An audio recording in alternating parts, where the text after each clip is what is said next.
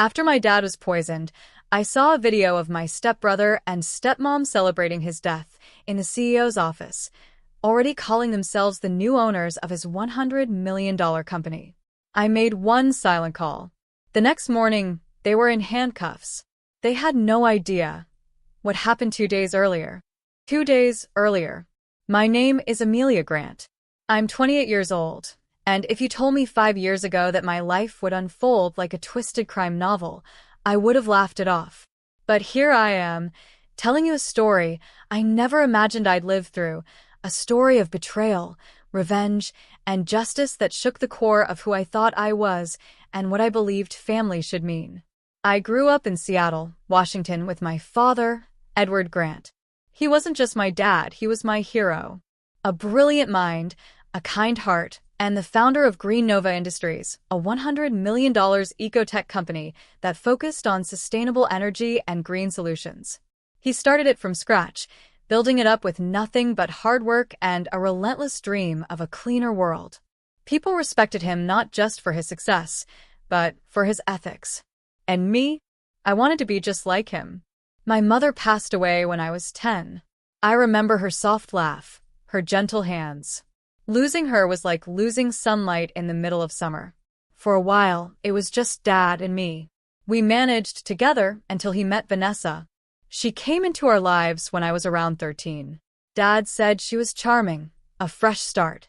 But even then, something about her smile felt cold.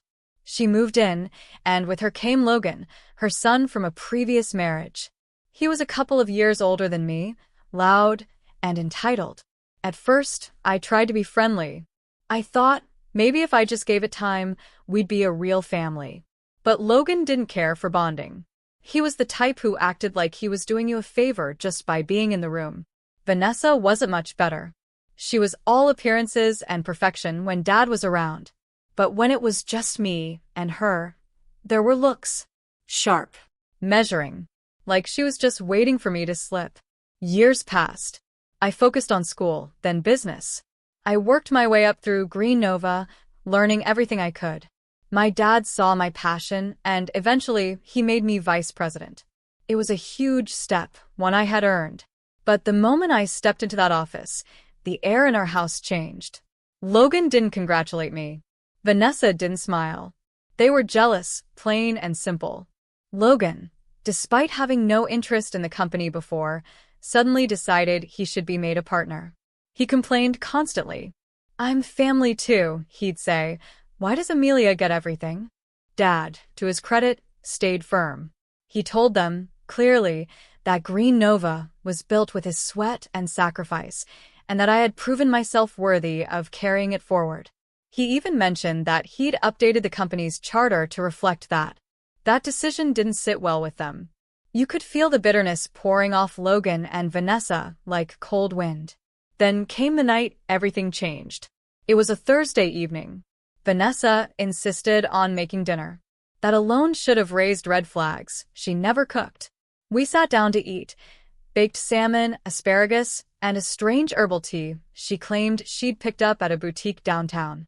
My father took a few sips, complimented her efforts, and within minutes, he was pale. Sweating. He clutched his stomach and collapsed to the floor. I screamed. Called 911. Everything was a blur. Sirens, paramedics, the rush of hospital corridors. I stayed by his side, all night while they ran tests. The doctors were hesitant at first, then firm. Deliberate poisoning. Not food allergy. Not spoiled ingredients. Someone had intentionally tried to kill my father. I felt like the floor had been ripped from under me. Who could do something like that? Then, as I sat in the hospital waiting room, phone clutched in my hand, I got a video call. It was Vanessa. I hesitated, but answered. She was sitting at my dad's desk. Logan stood behind her, legs stretched out like he owned the place, sipping from a glass of whiskey. "Well," Vanessa said, smiling like a snake, "guess the old man couldn't take the heat. Don't worry, Amelia. Green Nova's in good hands now." Logan added, laughing, "You're out, sis. We're the new faces of Green Nova. Time to move on." I didn't say a word. I just stared at them. My blood was ice, but my mind was fire. They thought they'd won, but they had no idea what I was capable of. I wiped away the tears I hadn't realized were falling and made a silent promise to myself. They wouldn't get away with this. Not with trying to murder my father. Not with stealing the company. Not with laughing in my face like I was powerless. The next morning, I called someone I hadn't spoken to in years, Damien Cole, a private investigator I'd met during a corporate fraud case Green Nova once consulted on. Damien was quiet, methodical, and brilliant. The kind of guy who didn't ask unnecessary questions. I told him everything. Every detail, every suspicion. He didn't hesitate. "Give me 3 days," he said. "I'll bring you proof." 3 days. That's all it would take to flip the game back in my hands. I returned to the hospital.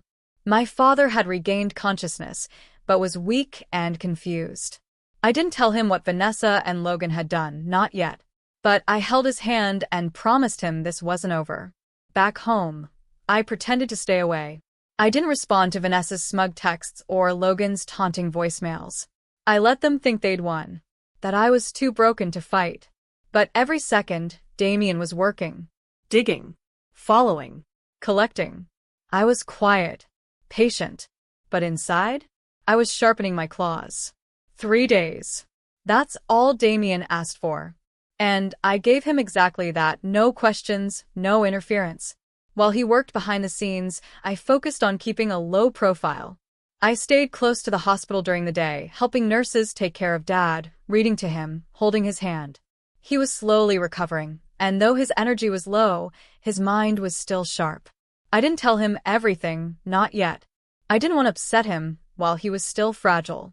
But he knew something was wrong. He could see it in my eyes.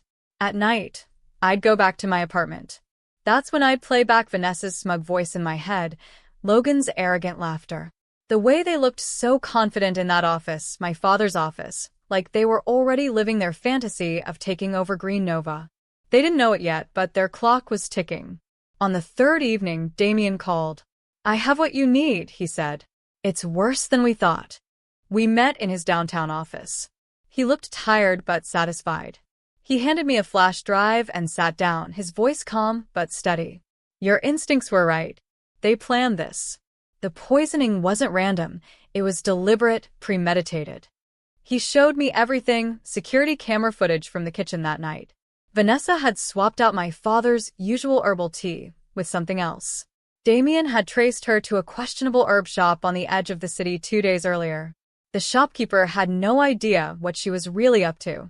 She'd purchased a rare plant extract that, in large amounts, could cause stomach paralysis, almost impossible to trace. And then there were the texts. Logan had been messaging a contact named R on an encrypted app, asking if the dosage would guarantee a quick exit. There were also pictures. Vanessa signing fake board documents, Logan rehearsing a press release in the office, calling himself the new CEO. It made me sick, but at the same time, it gave me what I needed, power. Damien also recorded a conversation between Logan and Vanessa at a quiet cafe. He had bugged a device on their car, knowing they'd let their guard down in public. In the audio, Logan said, laughing, "When she realizes she's out of the company, she's going to lose her mind. We're finally going to get what we deserve." Vanessa's reply was colder. "Let her cry. She's always acted like she's better than us. Now we'll see how well she does when she's cut out of everything." I listened to that part 3 times, each time feeling something inside me burn hotter. They didn't just want the company, they wanted me destroyed. Erased. I thanked Damien and promised he'd be paid triple his usual rate. He refused. "Just make sure they don't walk away from this." I promised I would. The next morning, I sat beside my father's hospital bed, watching him sip water carefully from a straw. His face was pale, but his eyes met mine with that familiar steadiness I'd grown up with. "There's something I need to tell you," I said. He didn't interrupt. He just nodded. I told him everything, how Vanessa and Logan had celebrated his collapse, how they'd taken over his office, the forged paperwork, the poison, the video call, the evidence Damien had collected. My father's hand trembled, but not from weakness. It was rage. Quiet, deep, exhausted rage. "They tried to kill me," he whispered. "And take everything." I nodded. "But they failed." His eyes filled with tears. "I'm so sorry, Amelia. I brought them into our lives." "You didn't know," I said, squeezing his hand. "But now we do. And we're going to make them pay." That afternoon, I contacted Clara Jennings, our family lawyer. Clara had been with us since I was a child, sharp as a blade and loyal to the bone. When I showed her the evidence, her eyes narrowed. "We'll handle this cleanly, but they're going down hard." She worked quickly. That same day, she contacted the police, submitted the footage, the recordings, the documents. She also retrieved the latest update my father had made to the company charter, one that clearly stated that in the event of incapacitation, I would take full control as acting CEO. Vanessa and Logan had no legal claim. They hadn't even bothered to read the paperwork. They just assumed their lies would hold up. Their arrogance was their downfall. We planned it out carefully. By the morning of the fourth day, with detectives briefed and ready, I arrived at Green Nova headquarters for the first time since the poisoning. My heart pounded as I walked through those glass doors. The receptionist looked stunned to see me. I just smiled and said, "Tell Vanessa I'm here for the board meeting." I was escorted to the main boardroom. There they were, Vanessa in one of Dad's tailored blazers, Logan with his feet up on the table again, talking loudly on the phone. They froze when they saw me walk in. Logan sneered. "What are you doing here? You're not on the board anymore." "I think you'll want to stick around for this," I said calmly. That's when the detectives entered. The room went dead silent. Logan jumped up. "Wait, what is this?" One of the officers stepped forward. "Logan Carter and Vanessa Carter, you are under arrest for attempted murder, corporate fraud, and forgery. You have the right to remain silent." Vanessa shouted. "This is insane. She's framing us." But as the officers pulled the flash drive from their briefcase and handed over the documents signed by a judge, Logan's face went gray. "This is a setup," he yelled as they cuffed him. "You can't do this. We're the owners now." I stepped closer, looking him straight in the eyes. "No, Logan. You never were.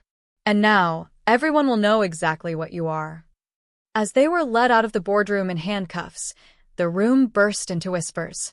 Employees, board members, assistants, they'd all watched the entire scene unfold. I took a deep breath, walked over to my father's chair, and sat down. For the first time, I felt what true control meant. Not revenge, not rage. Just justice. The kind that can't be faked or stolen.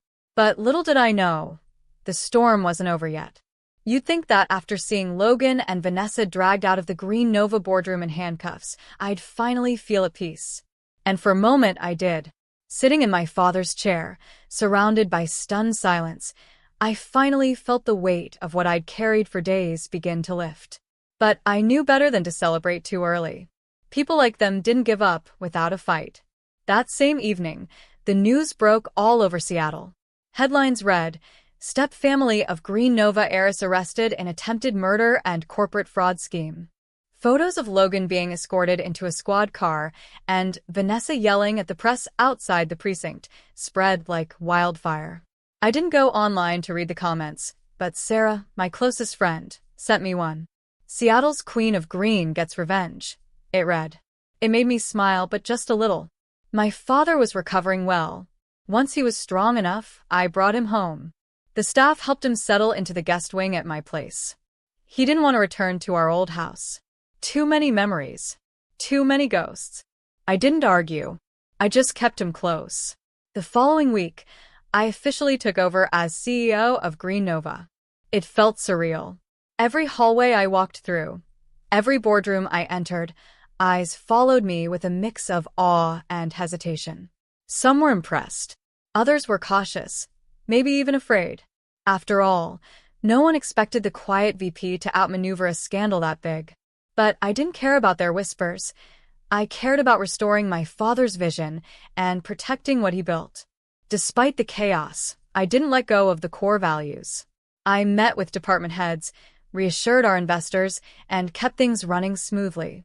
My father always said leadership isn't about being the loudest voice in the room. It's about listening when no one else does. I followed his advice and slowly, trust returned to the building. Meanwhile, Vanessa and Logan were being held without bail, thanks to the overwhelming evidence.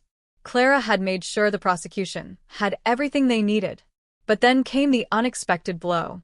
One morning, Clara called me. "Amelia," she said, her voice steady but serious, "Logan's attorney filed an appeal. He's claiming that the evidence was obtained illegally, that Damien had no right to record private conversations." My stomach turned. "You're kidding me." "I wish I were. It's a long shot, but they're pushing it hard. There's also talk that Logan is trying to claim mental instability to avoid full sentencing." That made me laugh, a bitter sound. Of course he is. That coward would fake anything to save himself. But I didn't let it shake me. If anything, it reminded me that this battle wasn't just about corporate control. It was about exposing who they really were, not just to a courtroom, but to the entire city. A few days later, I received a strange envelope at my office. No name, no return address, just my name typed on the front. I opened it carefully. Inside was a printed copy of an email chain, messages between Logan and someone named Derek M. The contents made my blood run cold. They were discussing other plans, backup schemes in case the poisoning failed. One of them mentioned planting rumors to discredit me publicly. Another spoke of moving money from my father's personal accounts into an offshore investment to tie Amelia up in legal chaos. They had layers. Plans within plans. I forwarded everything to Clara. She was furious.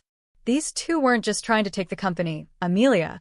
They were planning to destroy your entire reputation.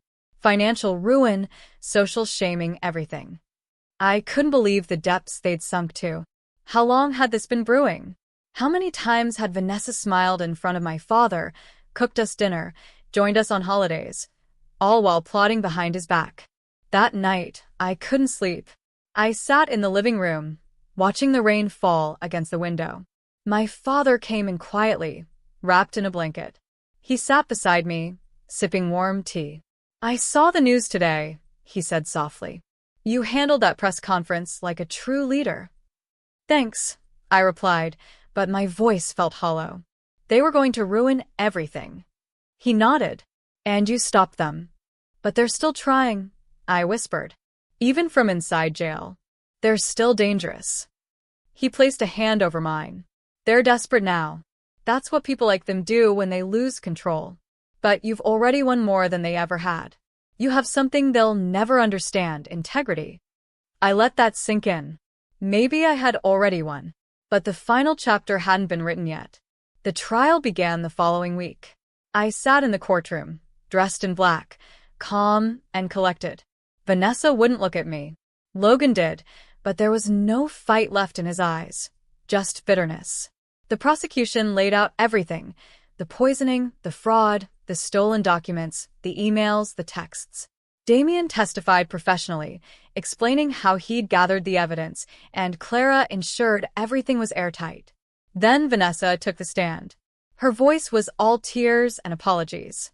She claimed she'd been manipulated by Logan, that she never meant to hurt Edward, that she only wanted to protect her son. The courtroom was quiet as she sobbed, but I saw through it. Her tears weren't regret. They were fear. Logan, on the other hand, tried to play the unstable card.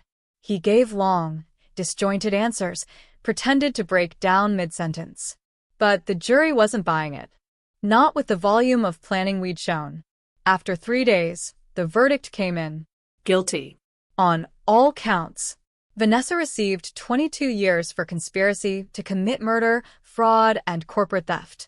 Logan got 25 years, plus restitution. I didn't cheer. I didn't cry. I just sat there, breathing, finally feeling like the weight pressing on my chest had lifted. Outside the courthouse, reporters shouted questions. "Amelia, what will you do next?" I paused, looked directly into a camera, and said, "I'll keep doing what I've always done. Lead Green Nova with purpose and protect my father's legacy." Then I turned and walked away. But something still lingered, an unanswered question. I couldn't shake the feeling that there was more hidden beneath the surface. Something neither Vanessa nor Logan had revealed. And soon, I'd find out just how right I was. After the trial ended, I thought things would go quiet. For a while, they did. Logan and Vanessa were gone, locked away, exactly where they belonged. My father's health continued to improve. He still walked with a cane and tired easily, but his mind was sharp and his spirit stronger than ever. Green Nova was thriving under my leadership. The board had fully accepted me. Investors stopped whispering behind closed doors. People finally saw me as the rightful CEO. It felt like peace, like the storm had finally passed. But peace doesn't always last. A few weeks after the sentencing, Clara called me into her office again. I wasn't expecting anything major. I thought it would be paperwork, something routine. Instead, she handed me a small file folder and said, "I thought you should see this for yourself." Inside were documents, bank transfers, encrypted messages, and a list of assets connected to Logan. But what made my heart freeze was the name on one of the accounts. It wasn't Logan's. It wasn't Vanessa's. It was mine. Or at least that's what it looked like. There were fake accounts set up under my name, used to transfer money into illegal investments overseas. From the outside, it looked like I'd been laundering funds from Green Nova. I stared at the pages, my throat dry. "This is what Logan and Vanessa were working on," Clara said quietly. "A backup plan. If the poisoning didn't kill your father, and if the fraud didn't work, they were going to bury you with financial crimes. You'd be fighting to clear your name while they slowly took over from behind the scenes." It hit me all at once. How deep the betrayal went. They hadn't just wanted the company. They wanted me ruined, broken, out of the picture for good. I clenched the folder, shaking. How close were they to pulling this off? "Too close," Clara replied. "Luckily, the fake documents were never activated. But if you hadn't moved when you did, it would have been your signature they found in a federal investigation." Even after jail, they had left behind traps, like rotting teeth under a bright smile. I spent the next 2 weeks with Damien, scrubbing through every system. He uncovered 2 more hidden files in the company network, scripts Logan had prepared to leak to media about my questionable financial history. Vanessa had even drafted a speech to distance the company from me, in case the plan succeeded. It made my skin crawl. We deleted everything, secured all accounts, and added new firewalls. Green Nova systems had to be airtight now. No more hidden snakes. One morning, I visited my father in the garden behind my apartment. He sat under the shade of a tall maple tree, sipping tea, the air cool and clean. I handed him the folder Clara had given me. He read in silence, his face unreadable. "I should have seen through her," he said at last. "I let them into our lives." "You trusted her," I said. "You were trying to be happy. That's not a crime." "But I almost lost everything," he whispered. "Including you." "You didn't," I replied, placing a hand on his. "We're still here, and stronger than ever." He smiled, but I could see the guilt behind it. Some wounds don't heal with time. They just stop bleeding. Months passed. We moved forward. Green Nova hit record profits. Our solar panel division expanded across the West Coast. I built a new mentorship program for young women in tech, named it after my mother. It felt right, building something honest in a world that had been so full of lies. And then came the final twist. It was a crisp Friday morning when I got the call. Damien's voice was calm, but urgent. "You'll want to see this. It's about Vanessa." I met him at his office. He handed me a single envelope. Inside was a confession, written in Vanessa's handwriting. She'd left it with a friend for safekeeping, only to be delivered if she was sentenced. The friend, apparently unaware of the full extent of her crimes, had held it until now. In the letter, she admitted everything. The poisoning, the forged documents, the fake accounts. But there was one line that stopped my heart cold. We weren't acting alone. My hands went cold. I read the sentence again and again. "There was someone else?" I asked Damien. He nodded. "We're still digging. But from what I've uncovered so far, It looks like Vanessa and Logan had silent backing. Someone who stood to gain from Green Nova's collapse. Someone with resources and connections. I stood there, the weight of the truth crashing down on me. It wasn't over. The betrayal went deeper than I imagined. The fight wasn't just against a jealous stepbrother or a bitter woman. There were others hiding in shadows, still watching. But I didn't feel fear. I felt ready. Because if there's one thing I've learned, it's that justice isn't a moment, it's a fight. And I'm not done fighting. I walked out of Damien's office that morning, the city shining beneath me. The wind was cool against my face. Somewhere out there, someone thought they'd stay hidden, that I wouldn't keep digging. They were wrong. This story began with betrayal, but it ends with clarity. I know who I am now.